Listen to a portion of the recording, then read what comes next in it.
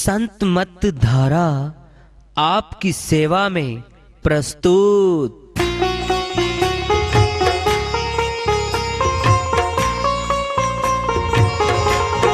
जो चाहता है प्रभु प्यारा वो आओ संत मत धारा। भक्ति भेद बता कर सारा वो कर दे भव के पारा। जो चाहता है प्रभु प्यारा वो आओ संत मत धारा। भक्ति भेद बता कर सारा वो कर दे भव के पारा। जो चाहता है प्रभु प्यारा।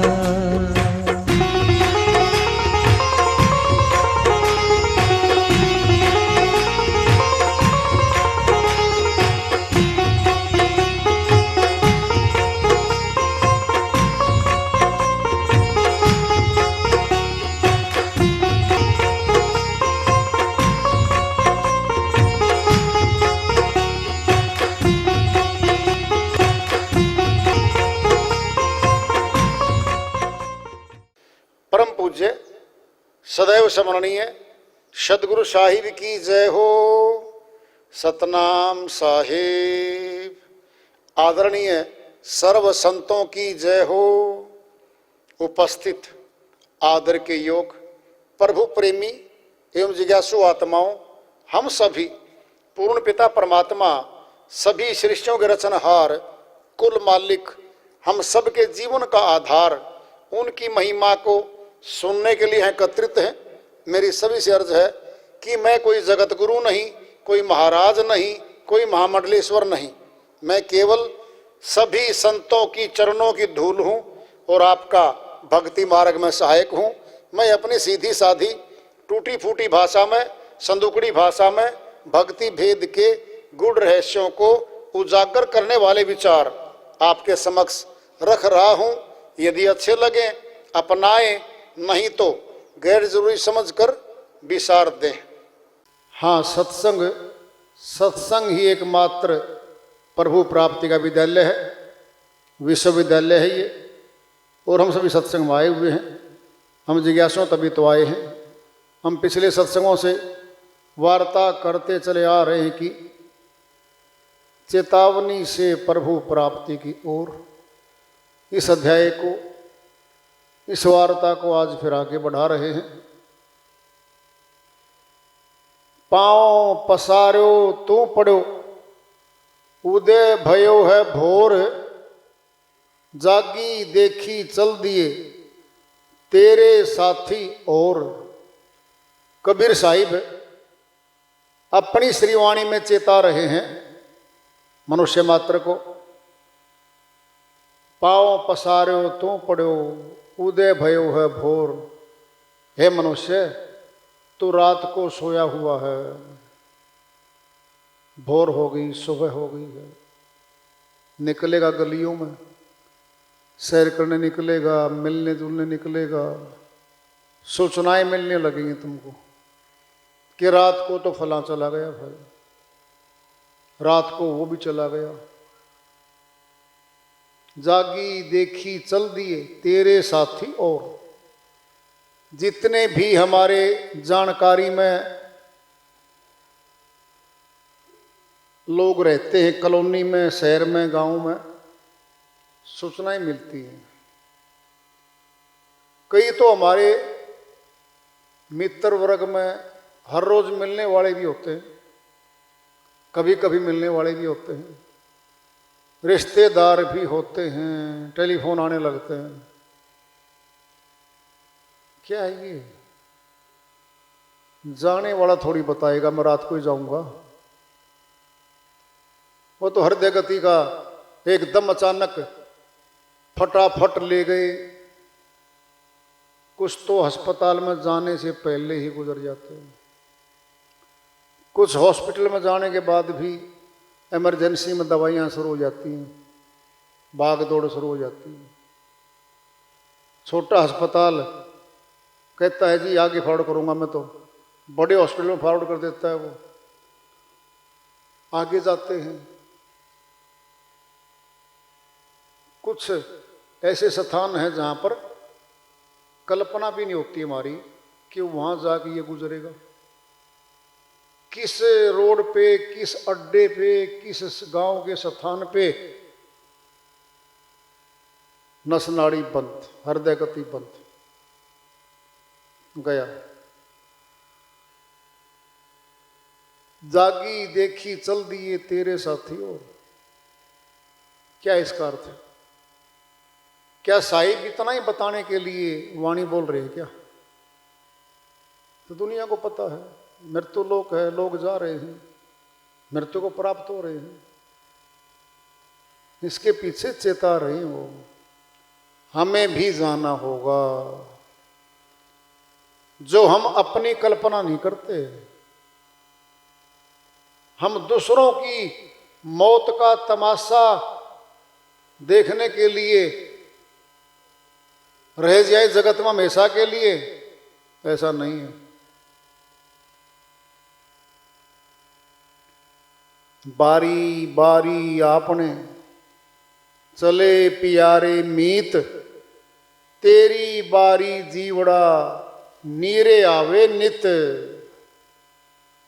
बारी बारी आपनी बारी लगी हुई है, टर्न है। चले प्यारे मीत, प्रिय प्रिय मित्र, परिवार वाले, रिश्तेदार जा रहे हैं। बहुतों को तो हम शमशान भूमि तक छोड़ के आते हैं।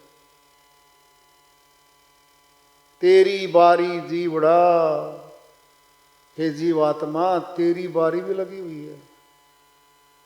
नीरे, नीरे माने निकट, नीरे आवे नित, हर रोज निकट आ रही है मौत। जीवन छोटा हो रहा है। हम मृत्यु की तरफ खिसकते जा रहे हैं। कौन से समय स्थान पे आखिरी श्वास होगा इस शरीर में रहने वाली शक्ति जो जीवात्मा हमें सबका नातीदार बनाए हुए है। आत्मा जब शरीर को छोड़ देती है, फिर ये कहते हैं ना, ले चलो भाई। शरीर चाहे राजा का हो, चाहे गरीब आदमी का हो, घर में तो कोई नहीं रखता। क्यों लेके जाते हैं? पवित्र आत्मा निकल गई और ये शरीर अपवित्र सिद्ध होगा अब मौत के बाद। जो भी हाथ लगाता है मुर्दे के, सनातन में इतना भी आता था पहले तो, जो दाह संस्कार करने जाते थे ना, वो स्नान करके आते थे। गांव के बाहर तालाब होते थे पहले। फिर बाद में क्या हुआ रिवाज, हाथ धोकर आओ भाई। अगर स्नान नहीं कर सकते ना तो हाथ धोकर आओ। हाथ धोने की प्रथा तो आज भी है। क्यों? मनुष्य सयाना है, शमशान घाटों के आसपास नलके टूटियां लगा रखी हैं। क्या हो गया उसमें ऐसा? क्यों अशुद्ध हो गया वो?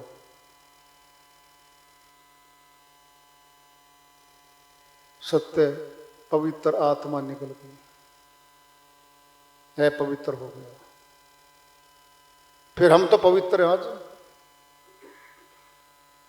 जिस पवित्र आत्मा के रहने से वो पवित्र था, हम तो आज हैं, वो तो हो गया है पवित्र। हम लेके भी चले गए उसको, तो है पवित्र मान के, गैर जरूरी मान के, हमारा नहीं रहा मान लिया, ले गए हम तो उसको।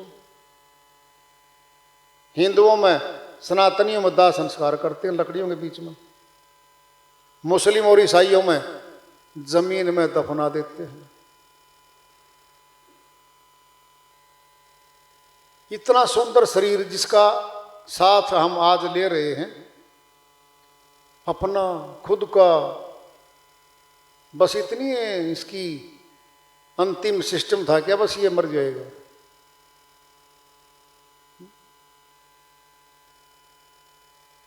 मौका दिया गया था, मैं ये सुंदर शरीर दिया है, इतना सुंदर, एक एक अंग इस प्रकार लगाया हमारे शरीर के, उसके कई उपयोगिताएं हैं। वह गेट भी हैं, बाहर खुलते हैं, और वो ज्ञानेंद्री भी हैं और वो कर्म इंद्री भी हैं।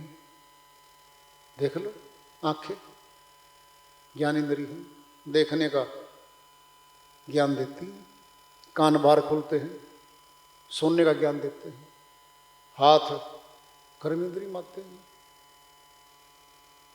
मुखड़ा है, जिह्वा ज्ञानेंद्री है, और कर्म इंद्री भी आधी, खाना खाने में, सटकने में और दांतों के से चबवाने में काम करती है जिह्वा। दांत ज्ञानेंद्रिय नहीं है, ये कर्म इंद्रिय है, मुखड़ा कर्म इंद्रिय है, लेकिन जिह्वा तो दोनों चीज है। ज्ञानेंद्रिय की चखती है, ये खट्टा कड़वा चरचरा है, नमकीन है ये तो।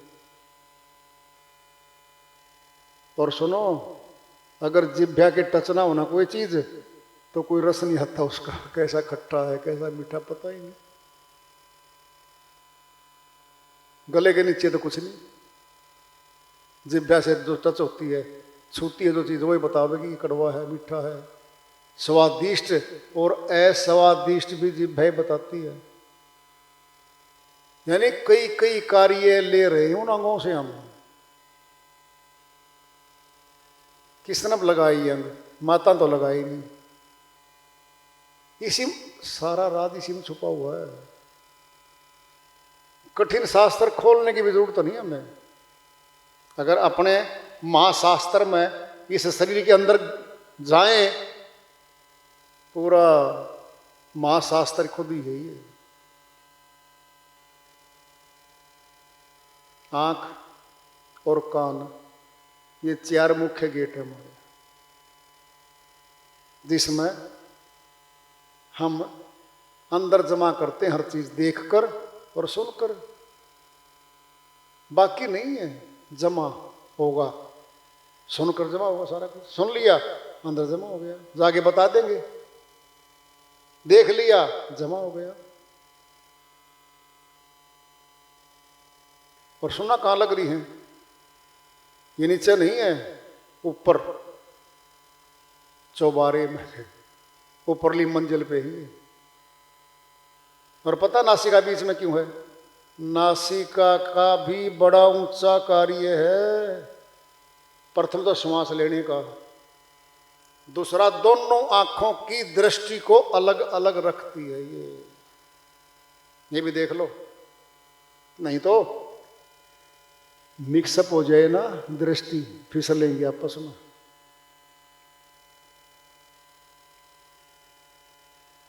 क्या क्या चीज ऐसी ऐसी लगाई हमारे, कमाल कर रखा मालिक ने।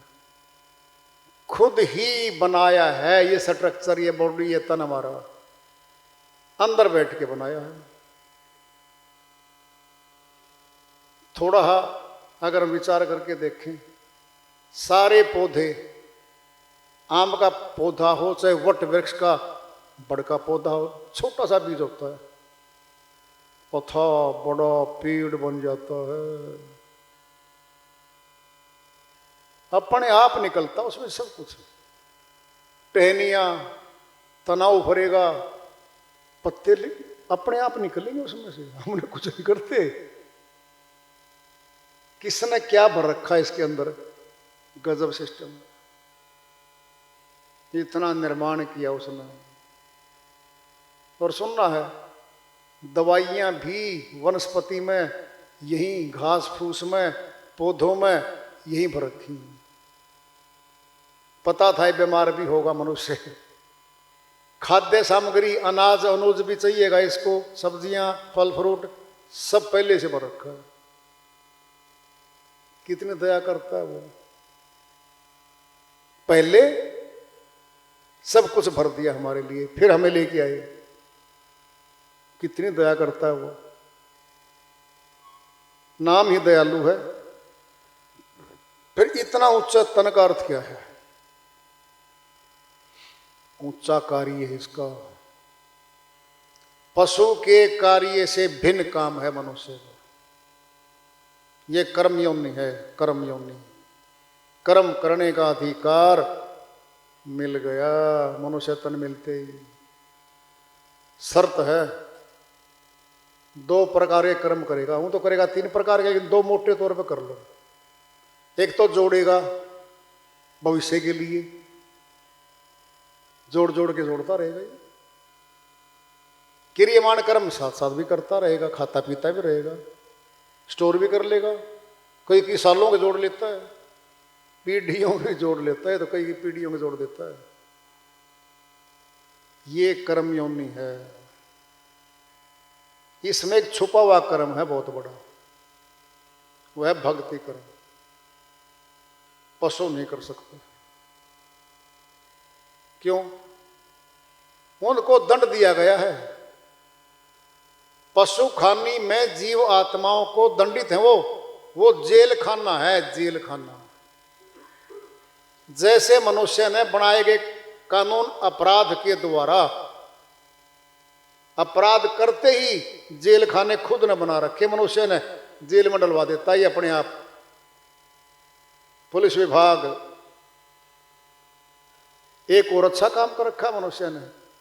कोई झूठा आरोप लगा के पुलिस किसी पे चोरी का, डकैती का, और भाई झूठे केस में जेल में ना फंसा दे, मौका दिया है। कानून के जानकार वकील अंगेज करने का मौका दिया, भाई सफाई का मौका दिया जाएगा। ये अपनी बात रख सकता है। कानूनी जानकार है वो, और कानून में फंसा जाएगा उसको। पुलिस क्या करेगी? कानून में फंसाएगी। वकील क्या करेगा? अगर झूठा केस पाया गया है तो निकलवाएगा। क्या वो मौका दिया है सफाई का, अपने बचाव का, बचाव कर सकता है। जब सारा सबूत, एविडेंस, सारे तथ्य, सारी गवाहियां जब पूरी हो जाती हैं, फिर सजा करती है माननीय अदालत। और सजा 2 तरह कर सकती है। शरीर की सजा 10 साल और जुर्माना 1000 से लेकर के लाखों रुपए तक जुर्माना भी लगा सकती है अदालत, लगाती है आमतौर पर।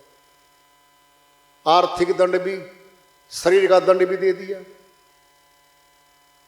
जैसे जेल खाने में हम यहां किए गए अपराधों के कारण गुलाम हो गए, ये तो मनुष्य का कानून है। परमात्मा का कानून बहुत जटिल है, बहुत साफ है वो कानून। यहां तो मनुष्य पहरेदारी करता है कैदियों की, 20-25 फुट ऊंची दीवारें बनाता है।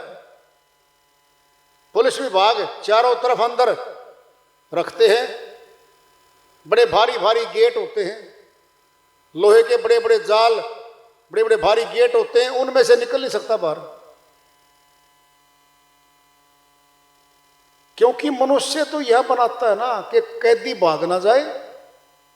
परमात्मा की कैदी ऐसी है जिसके अजीबोगरीब दास्तां है भाई, शरीर ही बदल दिए। मनुष्य कपड़े बदलता है, कैदियों के नहीं पता हो आपको। कानून के जानकार जानते हैं इस बात को, जो जानकार हैं। जब तक कैद नहीं होती, यानी सजा नहीं होती, तब तक कपड़े अपने घर के पहनेगा वो। और कैदी नंबर नहीं लगता उस पर, बिल्कुल भी कोई लगा नहीं सकता। माननीय अदालत को पावर है कैद करने की, सजा देने की। फिर है जेलर के हाथ में बात। फिर क्या देंगे? कैदी नंबर लगेगा फिर वहां पर,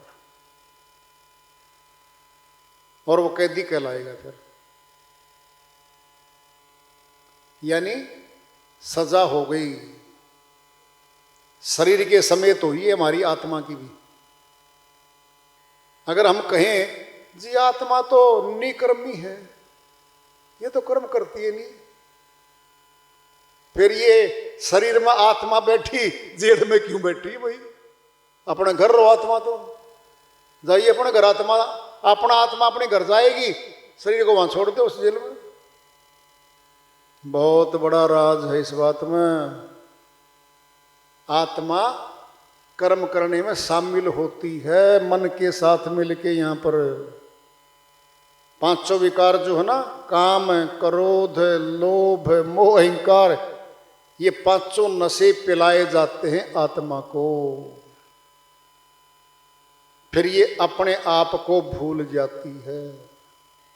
ये नशे ऐसे हैं, मोह का नशा है, लोभ का नशा है, ये अपने आप को मान लेती है। देख कैसे, शुरू में कोई नशा करता है, चाहे अफीम का हो चाहे शराब का हो, मां के गर्भ से नशे करते नहीं आता कोई भी, यहां सीखता। धीरे धीरे सीखने के बाद फिर आदी हो जाता है। फिर कहते हैं घर वाले भी, उसके मित्र भी, भाई छोड़ दे इसको, तो ये नशा बहुत गलत है, तेरे अंदर बीमारी डालेगा, खर्चा रोज होता तेरा, बैठने के लायक तू है नहीं कहीं, शाम होते ही तू नशा ढूंढना पड़ेगा, कि रिश्तेदारी में जाएगा तो वहां तू अपने आप को छुपा के नशे करके आएगा बाहर से, छोड़ दे। अब देखना सच्ची बोलेगा वो, जी छूटता नहीं ये नशा, मैंने कोशिश कर ली। सच्ची बोलता है वो, कोशिश कर ली छूटता नहीं है। फिर कह तो रहा वो, आत्मा ने नशा नहीं किया है वो, ध्यान से सुन लो, वो नशा शरीर ने किया है। शरीर का नहीं छूट रहा, आत्मा का नशा तो और ज्यादा दृढ़ है, और ज्यादा दृढ़ है। वो क्या है? लोभ का नशा है। इस शरीर का लोभ का कोई मतलब नहीं है, समझ लो अच्छे से। ये नशा आत्मा के अंदर है, लोभ का। खुद मानेगी इस बात को, सुनना है। गरीब हालात में था कोई सेठ जी, कमाई करते करते भाई लाखों करोड़ों, बहुत बड़ी संपत्ति का मालिक बन गया। जरा सुनना, नौकर चाकर महल सब कुछ उसके पास, बेटे बेटे पोते सब कुछ उसके पास। उसके पुत्र और पौत्र कहते हैं, बाबा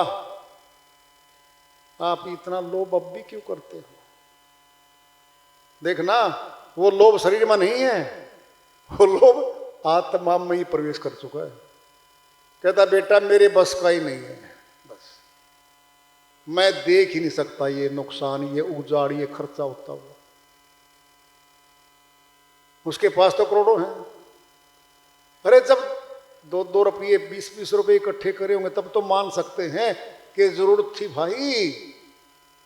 अब तो दान रोज भी देने लगे तो भी खत्म नहीं होना। कहीं पूछते तो उसका इतना माल है उसके पास। क्या ये लोभ इस शरीर को नहीं है, आत्मा में गए हो। और पता है लोभ कहां लेके जाएगा आत्मा को?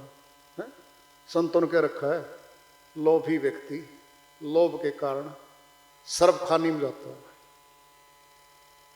बोलो, सर्प की खानी में चला जाता है। संतों की वाणी झूठी नहीं, कभी झूठी नहीं होती, वाणी सत्य होती है। आत्मा शामिल होती है कर्म करने में, फिर आत्मा ही भोक्ता बनती है। और श्री गीता अध्याय 2 के श्लोक 19 से लेकर के 26 तक कह रखा है, अर्जुन आत्मा तो अजर अमर अविनाशी है, इसका नाश नहीं होता। जरा देखना आगे क्या बोल रहे हैं, लेकिन कर्मानुसार, ये आगे कर्म। अगर शरीर ने कर्म किए हैं, शरीर तो मर गया, मुर्दा हो चुका है, दफना दिया गया है, या जला दिया गया है। बोलो क्या कह रहे हैं? कर्मानुसार फिर नए तनों को धारण करके आती है। जैसे हम नए वस्त्र धारण करके पुराने वस्त्रों को त्याग देते हैं, पुराने वस्त्र त्याग के नए वस्त्र धारण कर लेते, दृष्टांत दिया ये। ऐसे जीवात्मा इन तनों को छोड़कर नए तनों को धारण करके फिर आ रही है। कहां लगे कर्म? आत्मा के किए किसने? आत्मा ने। भोक्ता कौन बन रही है? आत्मा। 84 तन में कौन जाएगी? आत्मा। शुरू में जैसे किसी नशेड़ी बनने से पहले नशा हल्का हल्का देखा था, छोड़ जाते हैं, बहुत थोड़ा करते हैं, तो जब ज्यादा हो जाते हैं फिर डॉक्टर भी ताकत लगाता है छुड़वाने के लिए। जगह जगह लिखा होता, डॉक्टरों के बोर्ड लगे हैं बाहर कि नशों को छुड़वाने का काम मैं करता हूं। बहुत छोड़ जाते हैं।